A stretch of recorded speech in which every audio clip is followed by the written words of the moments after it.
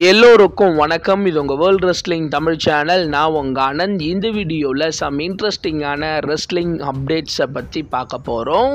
So வீடியோக்குள்ளே போகிறதுக்கு முன்னாடி நம்மளோட சேனலை நீங்கள் சப்ஸ்கிரைப் பண்ணல அப்படின்னா சப்ஸ்கிரைப் பண்ணிக்கங்க. ஆல்ரெடி சப்ஸ்கிரைப் பண்ணவங்க பக்கத்தில் இருக்க பெல் ஐக்கானை கிளிக் பண்ணி ஆல் அப்படின்னு கொடுத்துக்குங்க. அதே சமயம் கீழே டிஸ்கிரிப்ஷனில் நம்மளோட வாட்ஸ்அப் டெலகிராம் சேனல் இருக்கும், அதை கிளிக் பண்ணி ஃபாலோ பண்ணி வச்சுக்கோங்க. அதில் நிறைய அப்டேட் வந்து பார்த்திங்கன்னா நான் முன்னாடியே கொடுத்துட்ருக்கேன். மறக்காமல் அதை ஃபாலோ பண்ணி வச்சுக்கோங்க. இப்போ வாங்க வீடியோக்குள்ளே போகலாம்.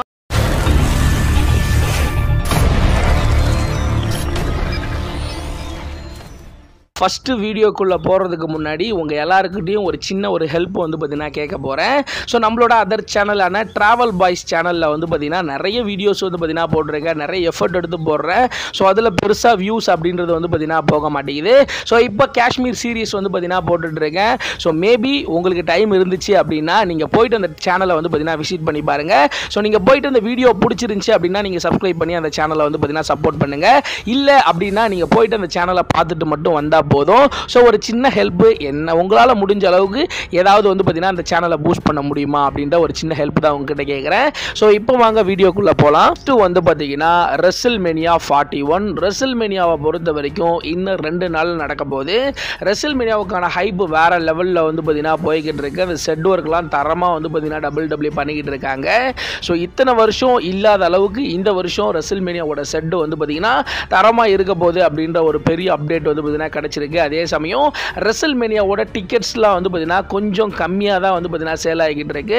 குறிப்பாக WWE 60,000க்கு மேலே டிக்கெட் விற்கணும் அப்படின்னு நினச்சாங்க ஒரு நாள். ஆனால் வந்து பார்த்தீங்கன்னா 50,000 தான் வந்து பார்த்தீங்கன்னா ஒவ்வொரு நாளும் விற்றுருக்கு. இந்த நேரத்தில் டிக்கெட்டோட ப்ரைஸையும் வந்து பார்த்தீங்கன்னா ஒரு 30% வந்து பார்த்தீங்கன்னா கம்மி பண்ணி டிக்கெட்டை வந்து பார்த்தீங்கன்னா இன்னும் எக்ஸ்ட்ரா விற்கணும் அப்படின்ற மாதிரி WWE வந்து பார்த்தீங்கன்னா பிளான் பண்ணுறாங்க. குறிப்பாக WWE பொறுத்த வரைக்கும் நைட் 1க்கு மட்டுமே கிட்டத்தட்ட ஒரு 68,000 டிக்கெட் விற்கணும். ஸோ மொத்த கெப்பாசிட்டி 68,000, குறைஞ்சபட்சம் ஒரு 60,000 டிக்கெட்டாவது விற்கணும். அதே மாதிரி நைட் 2லேயும் ஒரு 60,000 டிக்கெட்டாவது விற்கணும் அப்படின்ற மாதிரி பிளான் பண்ணாங்க. ஆனால் இப்போ டிக்கெட் செல்லிங்லாம் கம்மியாக இருக்கிறதுனால டிக்கெட்டோட ப்ரைஸ் எல்லாம் குறைச்சி இப்போ திரும்பவும் டிக்கெட்டை வந்து பார்த்தீங்கன்னா பயங்கரமாக விற்க ஆரம்பிச்சிருக்காங்க. ஸோ இந்த நேரத்தில் இந்த வருஷம் ரெசில்மேனியா 41ல் யாருக்கெல்லாம் மேட்ச், யாரெல்லாம் ரெசில்மேனியாவில் டெபியூ மேட்ச் பண்ண போகிறாங்க அப்படின்ற ஒரு பெரிய அப்டேட் கிடச்சிருக்கு. குறிப்பாக ரெஸ்லிங் இண்டஸ்ட்ரியில் குறிப்பாக WWE ஒர்க் பண்ணுற ரெஸ்லர் எல்லாரும் ரெசில்மேனியாவில் மேட்ச் பண்ணணும் அப்படின்றது அவங்களோட ஆசையாக இருக்கும். ஃபஸ்ட்டு வாட்டி ரெசில்மேனியாவில் எந்தெந்த ரெஸ்லர்லாம் இந்த வருஷம் மேட்ச் பண்ண போகிறோம் அப்படின்றத பற்றி பார்க்க போகிறோம். ஃபஸ்ட்டு இந்த வருஷம் ரெசில்மேனியாவை பொறுத்த வரைக்கும் டிஃபனி ஸ்டேட்டன் வந்து பார்த்தீங்கன்னா ரெசில்மேனியாவில் முறையாக வந்து பார்த்தீங்கன்னா மேட்ச் பண்ண போகிறாங்க. அதுவும் ஸோ அவங்க உமன்ஸ் சாம்பியனாக சார்லட் ஃப்ளேயரோட மோத போகிறாங்க. இதுதான் டிஃபனி ஸ்டேட்டனோட முதல் ரெசில்மேனியா மேட்ச்சு. ரெண்டாவது பொறுத்த வரைக்கும் பிரான் பிரேக்கர் இருக்கார். ஸோ பிரான் பிரேக்கரும் ஸோ இந்த வருஷம் தான் ரெசில்மேனியா ரெசில்மேனியா மேட்ச்சு. மூணாவது இடத்துல வந்து பார்த்தீங்கன்னா பென்டா இருக்கார். பென்டா WWEக்கு இப்போ தான் வந்தார். ஸோ வந்த உடனே அவரோட பெர்ஃபார்மன்ஸ் தாறுமாறாக இருந்ததுனால அவருக்கு ரெசில்மேனியாவில் வந்து பார்த்தீங்கன்னா WWE மேட்ச் கொடுத்துட்டாங்க பென்டாவுக்கு. ஸோ ஃபஸ்ட்டு ரெசில்மேனியா மேட்ச் வந்து பார்த்தீங்கன்னா இந்த வருஷம் தான். அதே சமயம் 4வது இடத்துல வந்து பார்த்தீங்கன்னா லைரா வல்கீரியன். ஸோ அவங்க வந்து பார்த்தீங்கன்னா கரண்ட் உமன்ஸ் இன்டர்கான்டினென்டல் சாம்பியனாக இருக்காங்க. ஸோ அவங்க WWE உமன்ஸ் டாக் டீம் சாம்பியன்ஷிப்காக மோத போகிறாங்க. ஸோ அவங்களுக்கும் இதுதான் ரெசில்மேனியா மேட்ச்சு. அதே சமயம் வந்து பார்த்தீங்கன்னா ஜேக்கப் ஆட்டோ. ஸோ அவருக்கும் இதுதான் ஃபஸ்ட்டு ரெசில்மேனியா மேட்ச்சு. அதே சமயம் ஜாட் கேபிள். ஸோ அவருக்கும் இதுதான் வந்து பார்த்தீங்கன்னா first WrestleMania match. Chad Gable இவ்வளோ நாள் WWE இருந்தாலும் ஸோ அவருக்கு ரெசில்மேனியாவில் மேட்சஸ் அப்படின்றது தரல. ஸோ இதுதான் சாட் கேபிள் விளையாட போகிற முதல் ரெசில்மேனியா மேட்ச். இப்போதைக்கு இந்த 6 ரெஸ்லர் வந்து பார்த்தீங்கன்னா ரெசில்மேனியாவில் ஒரு டெபியூ மேட்ச் வந்து பார்த்தீங்கன்னா பண்ண போகிறாங்க. ஸோ ரெசில்மேனியா கிராண்டஸ்ட் ஸ்டேஜில் இவங்க எல்லாருக்கும் அந்த ஃபஸ்ட்டு மேட்ச் கிடச்சது வந்து பார்த்தீங்கன்னா உண்மையிலே சூப்பராக இருந்துச்சு.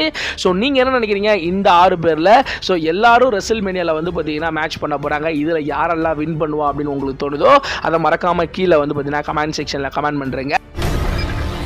அதுக்கு அடுத்தபடியாக வந்து பார்த்தீங்கன்னா டிராவிஸ் ஸ்காட் வந்து பார்த்தீங்கன்னா ரெசில்மேனியாவுக்கு வர போகிறாரு அப்படின்ற மாதிரி அஃபீஷியலாக ட்ரிபிள் ஹெச் வந்து பார்த்தீங்கன்னா கன்ஃபார்ம் பண்ணியிருக்காரு. குறிப்பாக யாரா அந்த டிராவிஸ் ஸ்காட் அப்படின்னு சொல்லிட்டு கேட்டிங்கன்னா, ராக்கு கூட வந்து பார்த்தீங்கன்னா எலிமினேஷன் சேம்பர் பேப்பர் வியூ முடிஞ்சதுக்கப்புறம் ஒருத்தர் வந்திருப்பார், கோடி ரோட்ஸ் எல்லாம் போட்டு தரமாக அடிச்சிருப்பார்.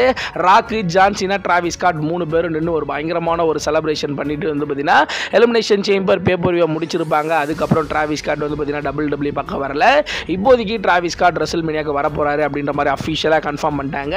அவர் ஒரு ரேப்பர் அப்படின்றதுனால அவர் மியூசிக் செக்மெண்ட்லேயும் வந்து பார்த்தீங்கன்னா இன்வால்மெண்ட் ஆகலாம்.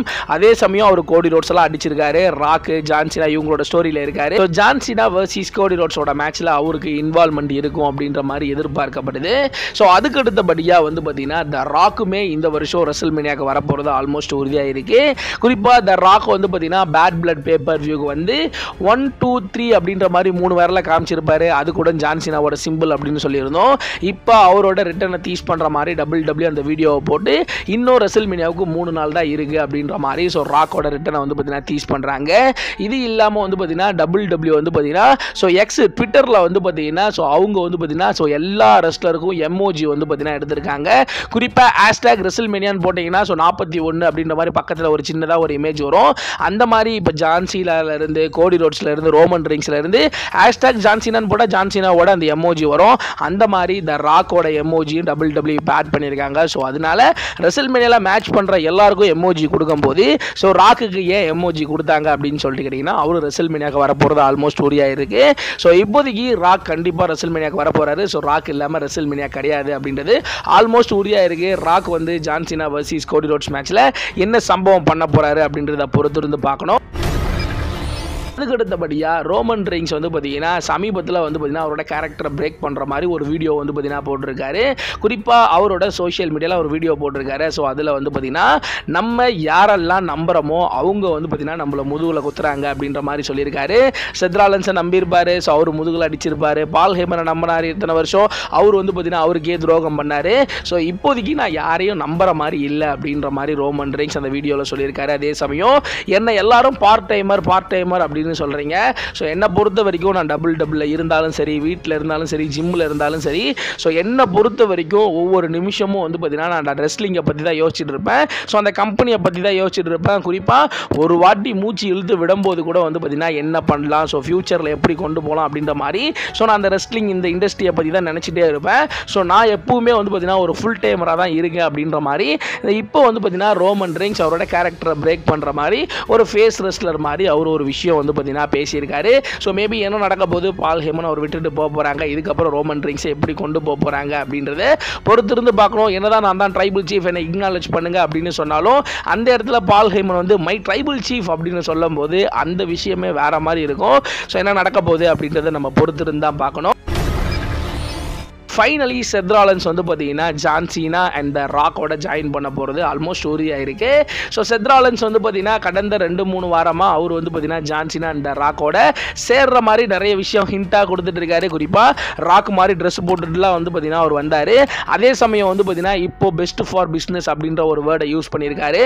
இது இல்லாமல் சமீபத்தில் ஒரு இன்டர்வியூ அட்டன் பண்ணியிருக்காரு. அதில் நீங்கள் ஒருவேளை த ராக் அண்ட் ஜான்சினாவோட ஜாயின் பண்ணுவீங்களா அப்படின்னு சொல்லிட்டு கேட்டதுக்கு அதுக்கும் வந்து பார்த்தீங்கன்னா செத்ராலன்ஸ் பதில் சொல்லியிருக்காரு. ஸோ பெஸ்ட் ஃபார் பிஸ்னஸ் அப்படின்னா நான் வந்து பார்த்தீங்கன்னா ஜாயின் பண்ணுவேன் அப்படின்ற மாதிரி. ஸோ அந்த இடத்துல வந்து பார்த்தீங்கன்னா நான் என்னோட ஷோலை வந்து பார்த்தீங்கன்னா ராக்கு கொடுக்க நான் ரெடியாக இருக்கேன். ஸோ இது பெஸ்ட் ஃபார் பிஸ்னஸ்க்காக அப்படின்ற மாதிரி சொல்லியிருக்காரு. மேபி செத்ராலன்ஸே சொல்லிட்டாரு. ஸோ தேவைப்பட்டால் நான் ராக் அண்ட் ஜான்சினா கூட ஜாயின் பண்ணுவேன் அப்படின்ற மாதிரி. நான் ஃபியூச்சரில் இந்த மாதிரிலாம் நிறைய பண்ணியிருக்கேன் பெஸ்ட் ஃபார் பிஸ்னஸ்க்காக அப்படின்ற மாதிரி அந்த அத்தாரிட்டியோட ஜாயின் பண்ணதை பற்றிலாம் வந்து பார்த்தீங்கன்னா செத்ராலன்ஸ் பேசியிருக்காரு. ஸோ அதே சமயம் வந்து பார்த்தீங்கன்னா ரெசல்மேனியா 41 ஜான்சினா வர்சஸ் கோடி ரோட்ஸுக்கான அன்டிஸ்பியூட்டட் WWE சாம்பியன்ஷிப் மேட்ச் நடக்க போது இந்த மேட்ச்ல வந்து பார்த்தீங்கன்னா ராண்டி ஓர்டனோட இன்வால்மெண்ட் இருக்கும் அப்படின்ற மாதிரி சொல்லப்படுது. இந்த மேட்ச்ல ஒரு பார்ட்டா ராண்டி ஓர்டன் இருக்க போறாரு அப்படின்ற ஒரு பெரிய அப்டேட் வந்து பார்த்தீங்கன்னா கிடைச்சிருக்கு. மேபி ராண்டி ஓர்டனுக்கு ரெசல்மேனியால மேட்ச் கிடையாது. ஸோ அவர் வந்து பார்த்தீங்கன்னா கோடி ரோட்ஸுக்கு சப்போர்ட் பண்ணுறதுக்காக அந்த மேட்சுக்குள்ளே வரலாம். இல்லை வந்து பார்த்தீங்கன்னா எனக்கு மேட்ச் இல்லை, ஸோ நான் வந்து பார்த்தீங்கன்னா ராக்கோட சேர்ந்து அப்படின்னா எனக்கு வாய்ப்பு கிடைக்கும் அப்படின்னு சொல்லிட்டு அவர் ராக்கோட ஆஃபரை ஏற்றுக்கிட்டு அவர் ஜான்சினாக்கு சப்போர்ட் பண்ணுறதுக்காக கூட ரெசல்மேனியாவுக்கு வரலாம். இப்போதைக்கு ஜான்சினா வர்சஸ் கோடி ரோட்ஸோட மேட்ச்சில் ராண்டி ஓர்டனுக்கு ஒரு பெரிய பங்கு இருக்குது. ஸோ அவர் அந்த மேட்ச்சில் ஒரு பார்ட்டாக இருக்க போகிறாரு அப்படின்ற ஒரு பெரிய அப்டேட் கிடைச்சிருக்கு. ஸோ என்ன நடக்க போகுது, ஜான்சினா வர்சஸ் கோடி ரோட்ஸ் மேட்ச்சில் செத்ராலன்ஸ் வர போகிறாரு. அதே மாதிரி வந்து பார்த்தீங்கன்னா ராண்டி ஓர்டன் வர போகிறாரு.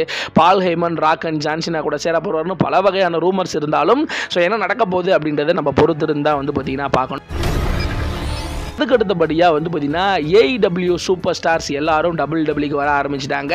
ஸோ இப்போ வந்து பார்த்தீங்கன்னா நிக்கான் ஒரு இன்டர்வியூ கொடுத்துருக்காரு. ஸோ அதில் வந்து பார்த்தீங்கன்னா பல கேள்விகள் கேட்டிருக்காங்க. குறிப்பாக ஏஇடபிள்யூ இருக்க நிறைய டேலண்ட் டபிள்யூ நோக்கி வந்துட்டு இருக்காங்க. ஸோ அதை பற்றி நீங்கள் என்ன நினைக்கிறீங்க அப்படின்னு கேட்டதுக்கு, ஸோ இது மட்டும் கிடையாது, இன்னும் நிறைய சூப்பர் ஸ்டார் ஏஇடபிள்யூ டபிள்யூக்கு வருவாங்க அப்படின்ற மாதிரி ஸோ நிக்கான் சொல்லியிருக்காரு. குறிப்பாக கோடி ரோட்ஸ் டபிள்யூக்கு வந்ததுக்கப்புறம் அவருக்கு கிடைச்ச வரவேற்பு, ஸோ அவரை பயங்கரமாக டபிள்யூ யூஸ் பண்ணுறதை பார்த்து நிறைய ரெஸ்லர் வந்து பார்த்தீங்கன்னா நம்ம டபிள்யூக்கு போனால் நம்மளையும் நல்லா யூஸ் பண்ணுவாங்க அப்படின்னு சொல்லிட்டு நிறைய பேர் ஏஇடபிள்யூல விட்டுட்டு ஸோ டபிள்யூக்கு வந்துட்டு இருக்காங்க. ஸோ அந்த வகையில் பேஜ்லேருந்து இப்போ கிறிஸ் ஜெரிகோ வரைக்கும் எனக்கு சரியான மேட்ச் சரியான சம்பளம் கிடைச்சா நான் டபிள்யூக்கு போய் ஒர்க் பண்ணுவேன் அப்படின்னு சொல்கிறாங்க. இந்த நேரத்தில் டபிள்யூ டேனியல் பிராயனை வந்து பார்த்தீங்கன்னா கான்ட்ராக்ட் சைன் பண்ணலாம் அப்படின்ற மாதிரி ட்ரை பண்ணிட்டு இருக்காங்க. மேபி டேனியல் பிராயன் அவர் வந்து பார்த்தீங்கன்னா சண்டை போடணும் அப்படின்னாலும் சண்டை போடலாம், இல்லை மேனேஜர் ரோல் மாதிரி ஒரு ரோல் கொடுக்குறோம் அப்படின்னாலும் ஸோ டேனியல் பிராயனுக்கு கொடுக்குறோம் அப்படின்ற மாதிரி டபிள்யூ சொல்லி கான்ட்ராக்ட் வந்து பார்த்தீங்கன்னா சைன் பண்ண போகிறாங்க அப்படின்ற மாதிரி சொல்லப்படுது.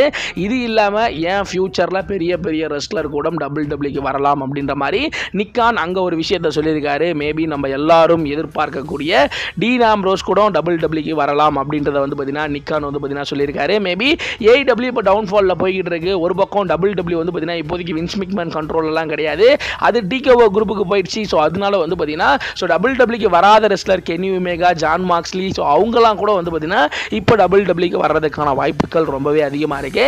ஸோ நீங்கள் என்ன நினைக்கிறீங்க? ஸோ ஏஇடபிள்யூலேருந்து வேறு எந்தெந்த சூப்பர் ஸ்டார்லாம் டபிள்யூக்கு வந்தால் நல்லா இருக்கும் அப்படின்ற உங்களோட கருத்தை மறக்காமல் கீழே கமெண்ட் செக்ஷனில் கமெண்ட் பண்ணுறேங்க.